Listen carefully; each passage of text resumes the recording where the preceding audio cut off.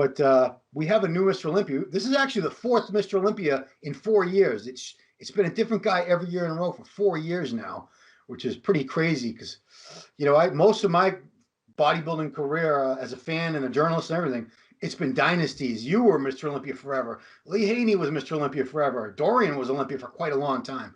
But to see these guys, it change hands like that, it's crazy. Did you expect in the last few years to see a different person win every year like this?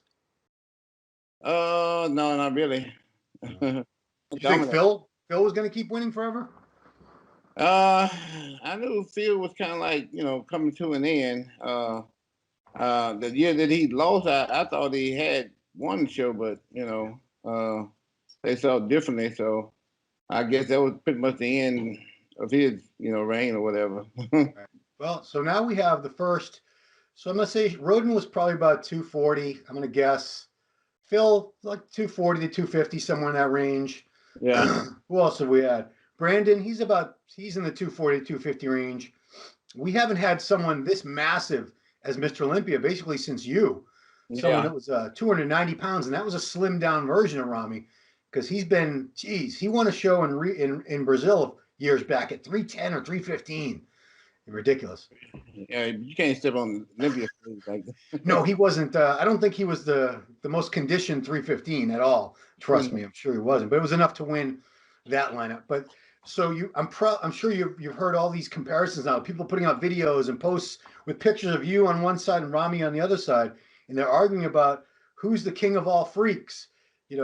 Big Ronnie or Big Ramy. So first of all, I wanted to ask you, who do you think carried more mass? Because you're probably about the same height, I think. Yeah, I think what I was looking at, I think I carried a little bit more than he did. Yeah. I might be a little bit taller than him too. Yeah, because you were 5'10" and a half. Yeah. In your younger years. We all get shorter as we get older. But yeah, you were 5'10" and a half, thereabouts, right? Yeah. Mm-hmm. And you were on stage at the 03 or 04 Olympia. Was that the one you were 296? Yeah, 04. Yeah. 03 I was 286. Yeah. But it's not just about the weight, it's the muscles having a certain look.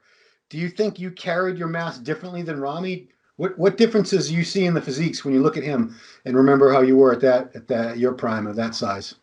Yeah, everybody's body is different, my body's more proportioned equally.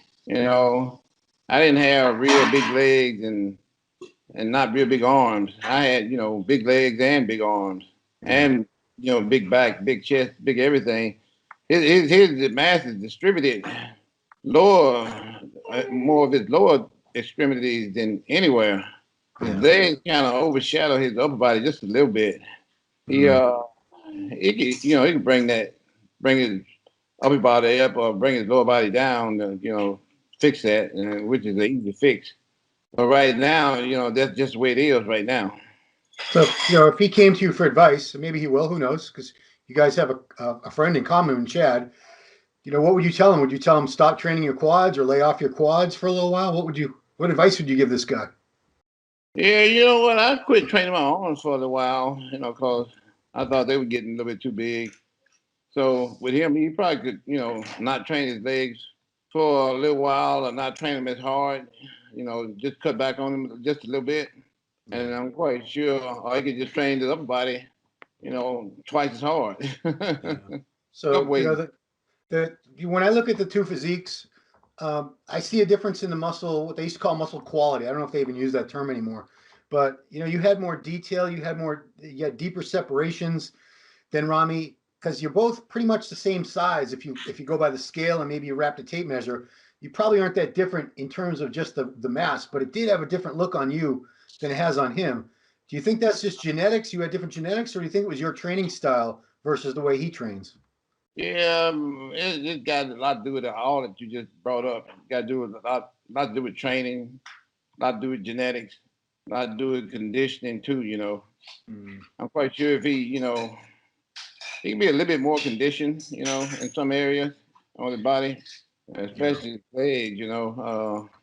And quite sure if he brought some of that down, you know, it also make his body look a lot better, you know. Yeah. Yeah, those are the areas that people keep putting pictures of, is his back shots. You know, the lower back you had. Yeah, I got pictures, a poster of it somewhere where you're going into like the rear lat spread, but first you crunch it all back and you see the Christmas tree.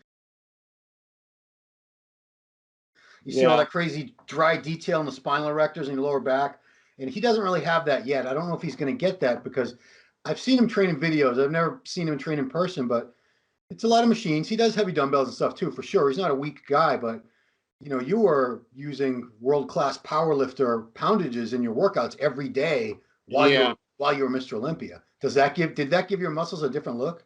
Oh yeah, for sure. I trained a lot heavier, like twice as heavier than these guys do today. You know, I do different exercises too. I don't know a lot of them that do squats and deadlifts and bent over rows, you know, T-bar rows and all that kind of stuff. Like I said, they do a lot of different machines and everything. And of course, that's gonna make the biggest difference, especially when you train heavy. Yeah. I've seen the difference in somebody's body when they train heavy as when they don't train as heavy. Like even with Phil Heath, you know, he didn't have the same kind of conditioning and you know, the same kind of quality of hardness that I had and thickness that I had because of the way he trained. Yeah. But you know, yeah, some guys probably will never get like that because I don't think, you know, they really have it in them. You got to have that in you to train like that. True. Yeah, because even Dennis James said when he's in Kuwait or Egypt, he's in Egypt now. He doesn't think he trains that hard on his own, but when he's there in Arizona training with Dennis pushes him to the limits and makes him train closer to your style of training. At least taking him to that level of intensity and effort that, you know, probably he can't do on his own. But no, there's no way he can do that on his own. Especially not the only time he's doing it is when Dennis was with it. You know, you got to do something like that full time. I did it full time, year round, all the time. True. Yeah, I saw it. So going back to body weight, you know, a lot of people thought you looked your best at lighter body weights. Like people always talk about your first two Olympia wins, 98, 99. And the year you won the Arnold Classic was 2002, I believe. Yeah. Was it 2001? Yeah, that's right. So, you know, you were probably in that 245, 250 range for all those shows, were you not? Yeah, exactly. Yeah. Do you feel, looking back at those pictures and videos from those shows, you were able to bring a different crispness, a different level of condition and dryness that you couldn't when you were 270, 280, 290? Yeah, for sure. Because once you get a certain size, there's only so much conditioning you can have, you know. You know, it's like a double-edged sword, you know.